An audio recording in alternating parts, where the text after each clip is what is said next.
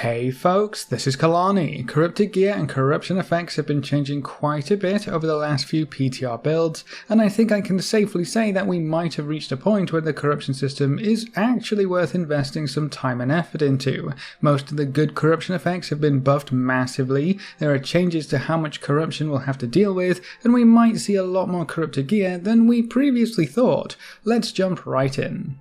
The big news here is the corruption buffs. These effects have changed time and time again, and a handful of times they were actually nerfed. I'm happy to report that this time almost every single corruption bonus that you could care for has been buffed, some of them quite considerably. One of the largest issues with this system was the positive versus negative balancing act. As you put more corrupted gear on, you're going to have to deal with increasingly problematic negative effects. For that to be worth it, the corruption effects that you get for having the corruption have to be good. No one is going to risk dying on an encounter for a measly 1% increase. It's just never going to be worth it. To make the negative effects worth dealing with, the positive bonuses you get have to be good. Not just good, they have to be something you don't want to give up. These buffs are getting closer to that ideal place. Here are some examples of just how much some of these effects have been buffed. The corruption bonuses that increase the amount of haste, mastery, crit or versatility that you gain from all sources have seen a massive jump. Remember that most of these effects come with 3 different tiers, that's going to be important later on.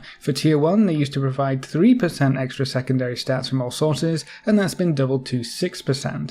A tier 2 effect used to be 5% increase, that's now up to 9%, and a tier 3 has been doubled from 6% to 12%, so a tier 1 is now equivalent to what a tier 3 used to be, and you can now get that 6% increase for less than twice as much corruption. That's pretty huge, especially when you consider that all of these effects can be present on any piece of gear, and they can stack. If your class loves crit or loves haste, you better be keeping your fingers crossed and praying to RNGesus that you get a tier 3 corruption effect that you're after. 6% at the higher end wasn't all too much to write home about, but 12% stacked up again and again could yield some crazy results. It's literally just doubled the potential of all of these corruption effects, which could cause some classes to scale out of control fairly quickly. That might sound like a bad thing, but I really like it. It's the last patch of the expansion. This whole system is supposed to be risk versus reward, dabbling in corruptive powers we don't quite understand. Let us go crazy with it, and yes, kill us if we try to bite off more than we can chew. I think the corruption system can be interesting and fun, but the positive bonuses have to give us reason to hunt for them. I think 12% increased stats is definitely something people will be hunting for. It doesn't stop with those effects though, there's various other bonuses that have been bumped up as well. The chance on crit to increase crit strike rating has seen some buffs. Tier 3 will now grant you 72 crit for 15 seconds, stacking up to 5 times. That could be an interesting option for the demon hunters out there. Spells and abilities have a chance to grant mastery, haste or versatility. All of those effects have been increased as well, so they're going to be worth actually looking at before you decide to just instantly cleanse the item. Cleansing is still going to be an option for everyone if you don't want to deal with the corruption system, but these buffs will make it more of a loss to simply forgo the system entirely. It might be worth learning a bit about how much corruption you can handle to get some of these increased effects. So the buffs are nice and definitely needed in my opinion to make this system work, but there's another huge change to the corruption system that could make even more of an impact. You might remember that when we first looked at this new feature there were quite a few more effects than what we just previewed. Things like reduce the damage you take from damage over time spells, or increase healing received, or allow your health to regen in combat.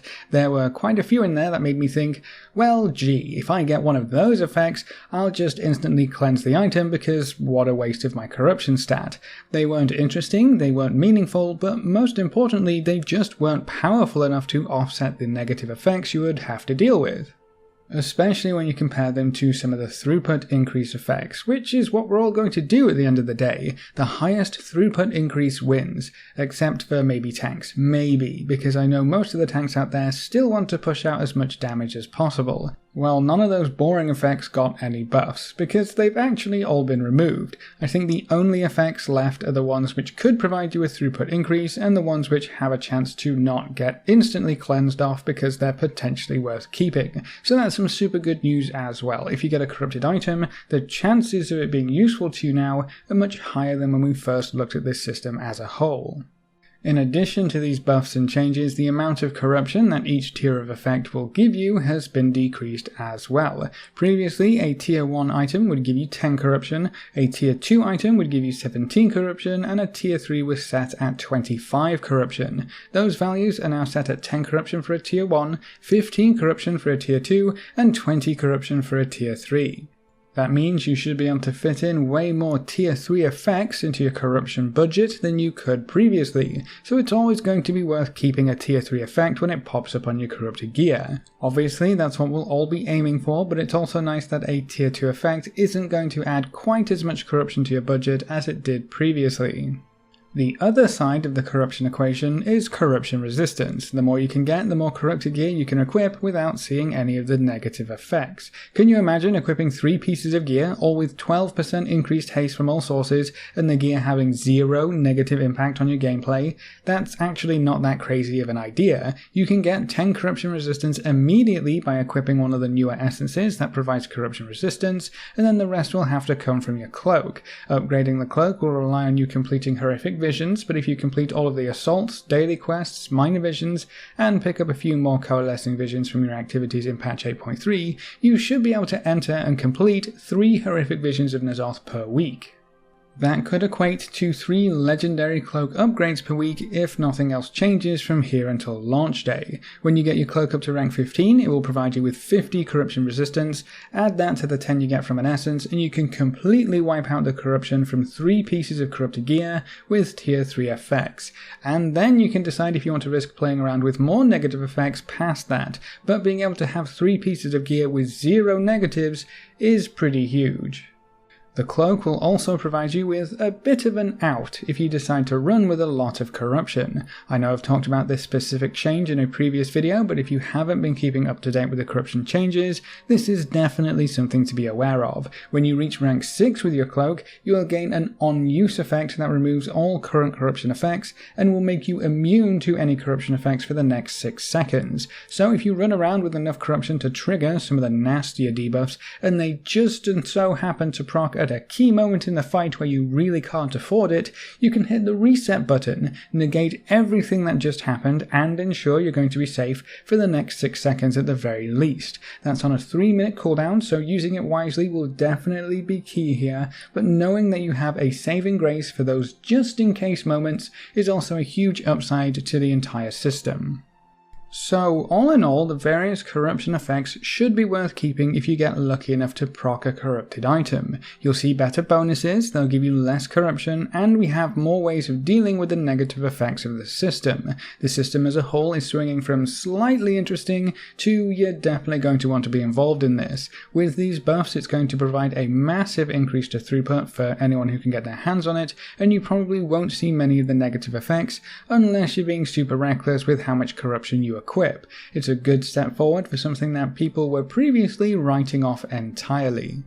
And just in case you were thinking, well, I'm never lucky, I'll never get one of these super awesome mega corrupted items with the best effects and everything I want, it looks like I may have been right when I talked about the dev team giving the weekly Mythic Plus cash a bit more kick in patch 8.3. From data collected by Wowhead for the weekly cash rewards on the PTR, it would seem as though the cash provides you with a guaranteed corrupted item every single week, with the exception of trinkets. Suddenly we've gone from these being entirely random outside of the Nyalotha raid to you getting one every single week, providing you knock out at least one Mythic Plus key before reset day. Most of us are probably already taking care of that anyway because it's one of the best ways to earn the higher item level gear, and when the new patch rolls around there's practically no excuse to not get one key done if you're looking at gearing up. The Mythic Plus dungeons themselves will be providing higher item level gear in the end of dungeon chest, and the weekly cache is almost guaranteed to reward you with an upgrade, especially for the first few weeks. Now those items will also have a corruption effect tied to them. It's going to be random in that you don't know what kind of gear you'll get, you don't know what corruption effect you'll see, or even what tier it's going to be, but at least you have something else to look forward to on reset day. You might just get your best in slot corruption effect at tier 3 on a best in slot piece of gear. Alright, this system might be more interesting when compared to Titan Forging, but I still don't understand why they wanted to replace an RNG system with another, arguably worse, RNG system. There's so many layers of RNG in this one, I almost can't believe it. But hey, with the buffs and changes and everything, it shouldn't be too hard to get a few good pieces of corrupted gear without overflowing with corruption, so that's kind of nice. While we're talking about the weekly Mythic Plus cache, it also looks like the dev team managed to think ahead for this patch because cloaks haven't been dropping out of the cache at all. That's pretty important considering we'll all be using the legendary cloak for the rest of the expansion, so a cloak drop from the chest truly would be a complete and utter waste of the week's rewards. I am still a bit torn about the corruption system as a whole. I think if it had been implemented at a different time and not as a replacement for the heavily disliked RNG fest that was Titan Forging, it might have been received a bit better. The current state that it's in is also far superior to when it was first introduced. We have more effects, with the raid weapon effects joining the larger pool of potential corruption bonuses you will see on all items. The effects themselves are more powerful and thus more worth the corruption stat that comes with them. The corruption values have been lowered and we have access to more corruption resistance after the cloak is fully upgraded, and the dev team removed a lot of the effects that were a complete waste of time. It's a shame that it took this long to get to a good place, because at this point I think a lot of players have sort of written off corrupted gear. It's going to take a lot more effort to change their minds and to get them more interested in the system because it started off so poorly. Hopefully you'll give it a shot though, and if you don't like it, you can just cleanse everything and be on your way. I'm excited for my first few pieces of corrupted gear, though I can already tell I'm going to get frustrated hunting down the perfect set of corrupted effects on the perfect set of gear. That seems more impossible than the old Titan Forge grind, but we'll have to wait and see. That's all of the changes to the corruption system for now. With the patch coming up fairly soon, I kind of doubt we'll see any more significant changes to the system, though I feel like every time I've said that in a video, some large changes pop up onto the PTR within a week. This time might be different though. We only have 3 weeks left until the patch goes live, give or take, and the holiday season is going to occupy at least one of them.